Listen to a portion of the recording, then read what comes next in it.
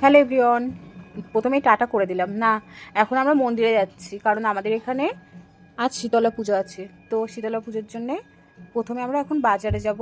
বাজার থেকে ফল মিষ্টি কিছু একটা কিনবো, কিনে তারপর যাব মন্দিরে। তো চলো যাওয়া যাক। জুতোটা আগে পরতে দাও, আমি কি খালি পায়ে চলে যাব?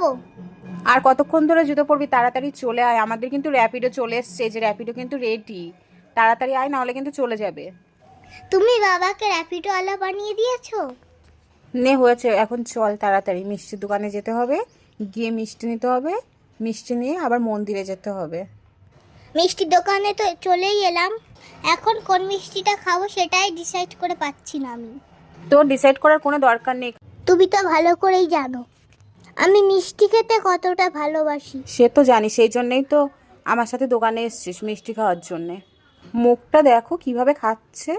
আমি বারবার বললাম যে বাড়িতে গিয়ে খাবি, এখানে খেতে হবে না, রাস্তার মধ্যে ধুলোবালি উঠছে, কিন্তু আমার কথা একবারও শুনলো না। ও ভাবছে বাড়ি গেলে তো মা আমার কাছে চাইবে, তখন তো আমাকে দিতেই হবে। সেই জন্য এখানে রাস্তার মধ্যে দাঁড়িয়ে দাঁড়িয়ে খেয়ে নিচ্ছে। না না, তুমি যেটা ভাবছো সেটা না। তুমি তো মিষ্টি সেরকম একটা খাও না, সেই জন্য আমি খেয়ে নিচ্ছি। এখন আমরা মন্দিরের দিকে যাচ্ছি, তো চলো যাই। ওই যে দেখা যাচ্ছে মন্দির, আমরা প্রায় মন্দিরে চলেই এসেছি। হ্যাঁ, আমরা মন্দিরে চলে এসেছি, আর ঠাকুরের জন্য সন্দেশ নিয়ে এসেছি। এখন সন্দেশটা মন্দিরে দেব, দিয়ে তারপর আমরা বাড়ি যাব। শিব ঠাকুরটা দেখো কত সুন্দর লাগছে। হ্যাঁ, এবার আমরা একটু নম করে নিলাম। আর এখানে হচ্ছে শীতলা মায়ের পুজো।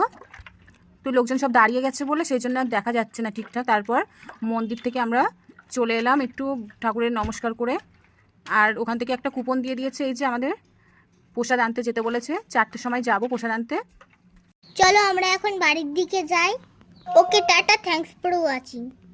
বাবা তুই এতটা ব্যস্ত, ভিডিওটা এখনো শেষ হতে দিলি না, টাটা করে দিলে। ওকে টাটা।